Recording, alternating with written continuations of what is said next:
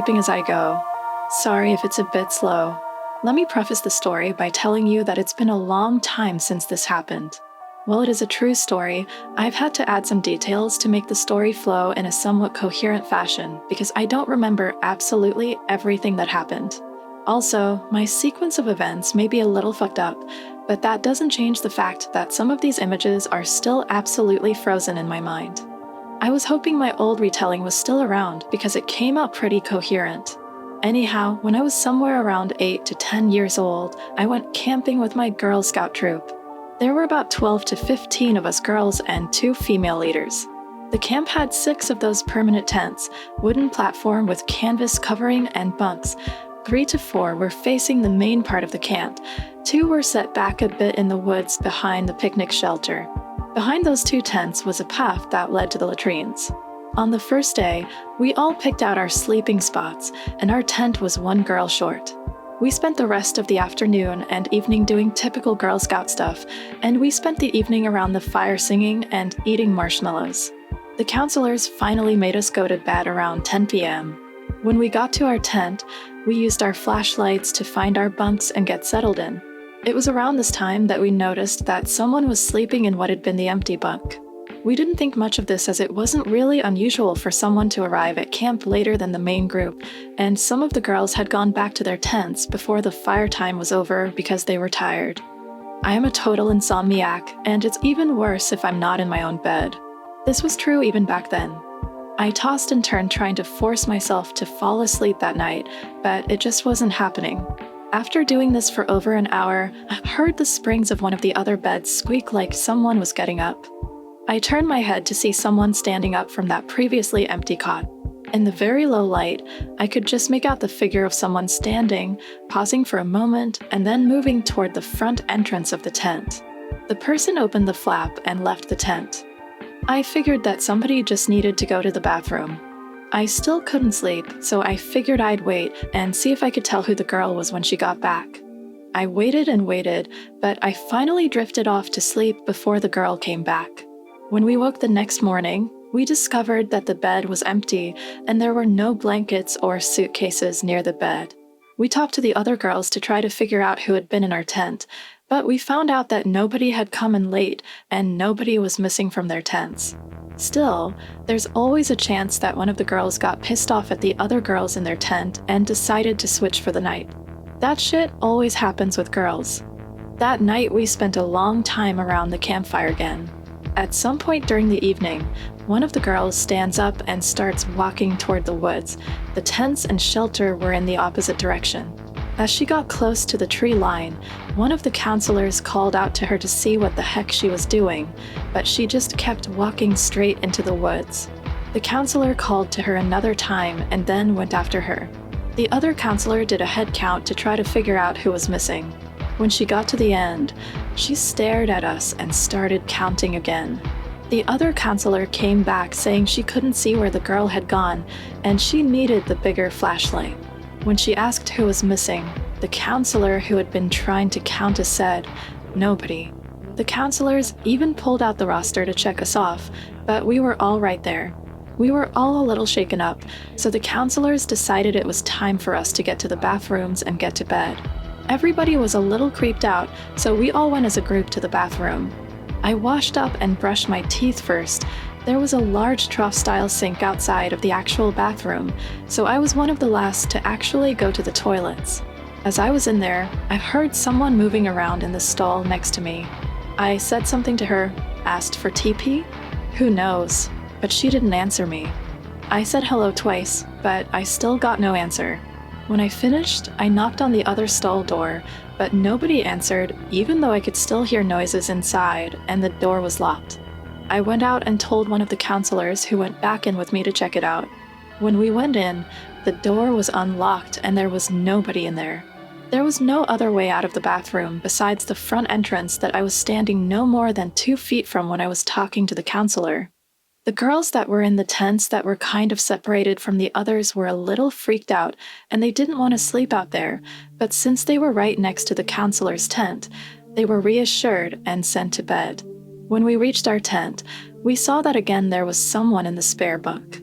This time we figured one of the girls from the far tent had snuck over in spite of what the counselors had said. And really, do you think any of us had enough balls to lift the blanket off of that bed? We settled in for the night, and I was wishing that I could fall asleep so that I didn't have to be awake alone. Soon enough, I could hear the snores of the other girls, and I was still staring at the ceiling of the tent. Soon enough, I heard the springs of one of the beds squeak again. I opened my eyes and stared at what was supposed to be our vacant cot. There was someone standing up again. I could just make out the figure standing there in the dark.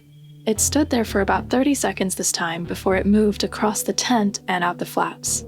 Needless to say, I was pretty much shitting myself, but I was too scared to scream for a counselor because I was afraid that whatever it was would come back. I laid awake for what seemed like hours staring at the tent flap, hoping that it wouldn't open again.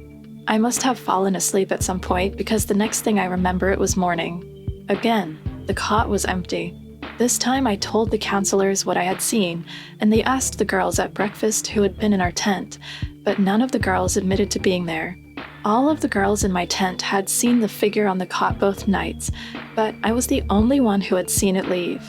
That day was pretty sedate because everyone was a bit on edge, but we eventually relaxed because of the bright sunshine and fun activities.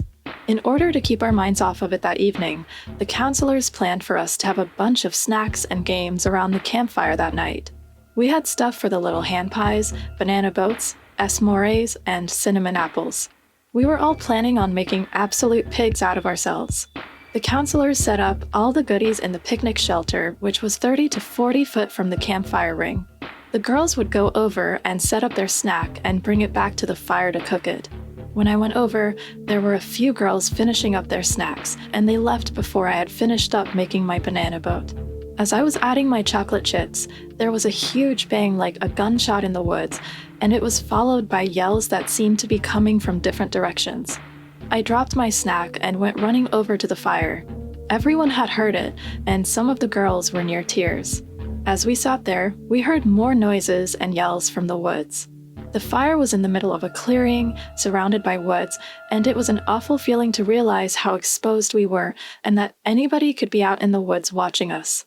Instead of going to the latrines that night, a lot of the girls just peed behind the tents, and the girls that were in the far tent were moved into our tents. In fact, we consolidated into 2 or 3 tents by adding cots, and the counselors slept in the 4th tent. We were packed in like sardines, but everyone would sleep easier with more people nearby. We also propped up one of the flashlights on the floor to illuminate the tent as we slept. I actually fell asleep pretty quickly that night because I had had 2 sleepless nights before, but I ended up waking up at some point in the night because of some noises. I opened my eyes, but I found that the tent was now dark. It seemed that the flashlight had died at some point, and as I managed to get my bearings, I realized that the noise I was hearing was the sound of someone getting up out of one of the cots. I nearly stopped breathing as I watched the figure stand.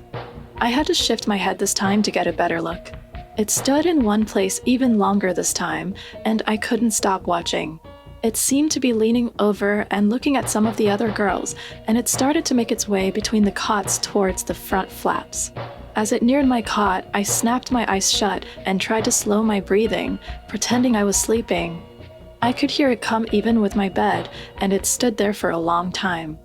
I presume it was staring at me, but I wasn't about to open my eyes and find out. Eventually, it moved past me and I heard the sound of the tent flap being opened. I still kept my eyes shut tight because I was so afraid that it was trying to trick me. That's when I heard the most god-awful noise I've ever heard. One of the posters in the other thread posted a video of cats talking, and I have to say that was pretty accurate, but it was much louder.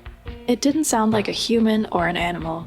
The sound seemed to be coming from outside of our tent, but nearby, but all of a sudden, the girls in the next tent started screaming like they were being murdered.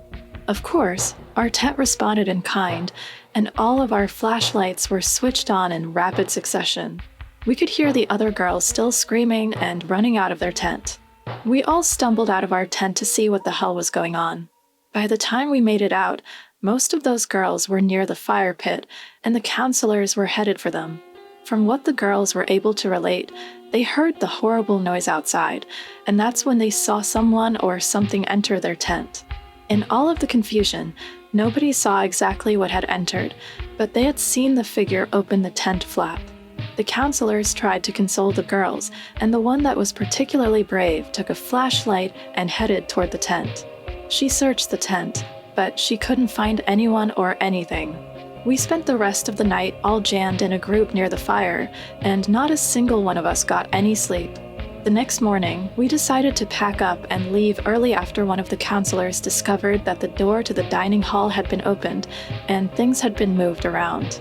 Nobody but the counselors had access to the dining hall, and the doors had been padlocked the night before.